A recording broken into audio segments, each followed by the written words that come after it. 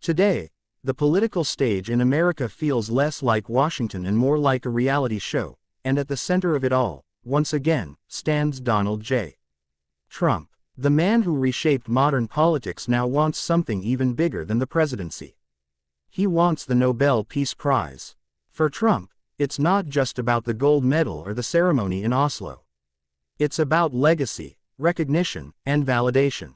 After years of controversy, investigations, and media attacks, Trump sees the Nobel as the ultimate proof that he was right all along.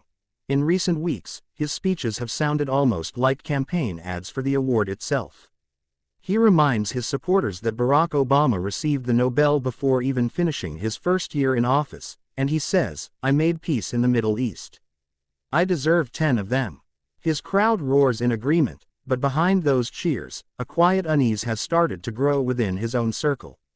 Not everyone is thrilled about this obsession, and the loudest critic might just be one of his most loyal allies, Marjorie Taylor Greene. For years, MTG has stood by Trump's side through every scandal and accusation. She's defended him on TV, at rallies, and on social media, never hesitating to call him the greatest president in modern history. But lately, something has shifted. Those close to Greene say she's frustrated, that she's tired of watching the movement drift away from real issues and into what she calls distractions. At a closed-door meeting, she reportedly snapped, saying, "We should be focused on saving America, not chasing trophies." Her words were supposed to stay private, but they leaked, and once they did, the political rumor mill exploded. Was there a crack forming between Trump and his most vocal supporter? Some of Trump's advisors brushed it off, saying she was just venting, but others admit the tension is real. Greene has always been driven by ideology, faith, nationalism, and anti-establishment energy, while Trump, at his core, is driven by image. For the first time, those two forces might be pulling in different directions. And while the world watches the growing friction inside the MAGA camp, a new name suddenly starts to trend: Jimmy Kibble. A small-town conservative podcaster who somehow found himself in the national spotlight, Kibble represents something fresh. He's young, articulate, and unafraid to speak directly to the base, and even more importantly, he's not afraid to challenge Trump. In one viral clip, Kibble looked straight into the camera and said, "If Trump wants peace, that's fine. But peace starts at home, not with a medal from Sweden." The video went viral overnight. Millions watched. Conservatives debated. Was this courage or betrayal? Trump noticed, of course. He always notices. The next morning, on Truth Social, he fired back. Without naming Kibble directly, he wrote, "Some young guys think they can do what I've done. They can't. Nobody has made peace like me." It was pure Trump. Confident, defensive, and deeply personal. A day later, at a rally in Florida, he doubled down, shouting, "I made peace between Israel and Arab nations. Obama got the Nobel for nothing. I deserve 10 of them." The crowd went wild, waving flags and chanting his name, but political insiders couldn't help noticing one thing: Marjorie Taylor Greene wasn't there. For the first time in months, she skipped a Trump rally, and that silence spoke volumes. Behind the scenes, Greene has been testing her independence, building her own political platform that doesn't rely entirely on Trump. Some say she's aligning with other hardliners in Congress. Others whisper that she's been in quiet contact with none other than Jimmy Kibble, exploring ways to amplify her message beyond Trump's orbit. If true, that could signal a major shift inside the Republican right, a generational divide between the movement Trump built and the one that's coming next. Meanwhile, the media is having a field day. On the left, commentators mock Trump for chasing trophies. On the right, talk show hosts argue whether his Nobel quest is visionary or vain. Late-night comedians joke that Trump might try to buy Norway just to get the award. But under all the laughter, there's a serious question: what does this obsession say about where Trump is now? Once, he was the disruptor, the outsider who promised to drain the swamp. Now, he seems more like a man chasing the approval of the very establishment he once mocked.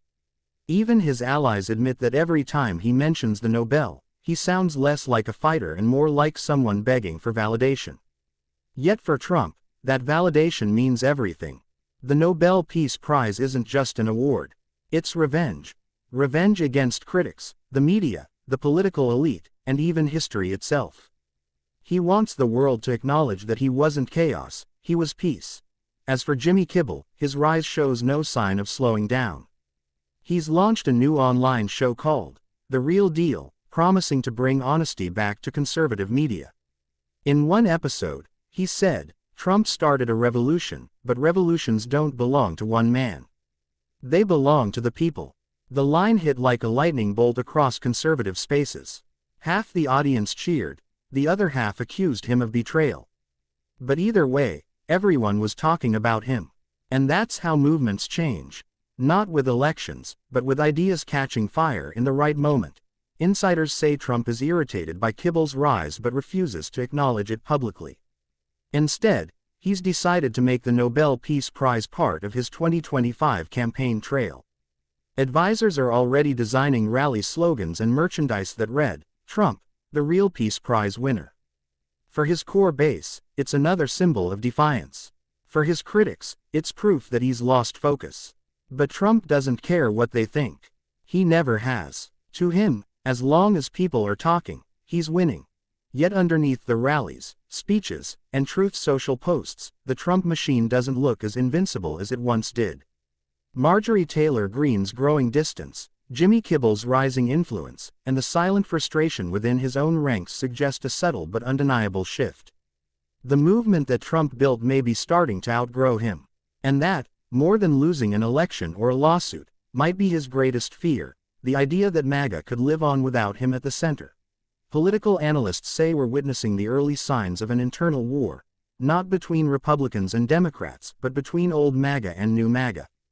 The first generation is built around loyalty to Trump. The next one is built around the idea, not the man. And that evolution could change American politics in ways no one can fully predict. As all this unfolds, the Nobel Peace Prize remains a distant dream, controlled by a committee in Norway that rarely comments on political lobbying. But Trump's determination to claim it shows how much he craves recognition beyond America's borders. For him, it's about rewriting the narrative, transforming from the world's most divisive figure to its peacemaker. Whether that happens or not, the chase itself has become part of the story. In the end, this saga isn't really about the Nobel Prize at all. It's about power, pride, and the struggle to control a legacy that's slipping away. Marjorie Taylor Greene's frustration represents fatigue, the cost of following one man's chaos for too long. Jimmy Kibble's rise represents renewal, a signal that new voices are ready to claim the spotlight. And Trump's unrelenting pursuit of that golden medal represents the never-ending hunger of a man who refuses to fade quietly. As the 2025 campaign season heats up, the Trump drama continues, part politics, part theater, all spectacle. Every post, every rally, every quote adds another twist to a story America can't seem to look away from. And as the cameras roll, one truth remains clear. For Donald Trump, the race for recognition is far from over. The applause may come and go, the allies may falter, and new names may rise, but the chase, the need to be seen, to be crowned, to be remembered, that will never stop. Because for Donald J. Trump, the fight isn't just for power anymore.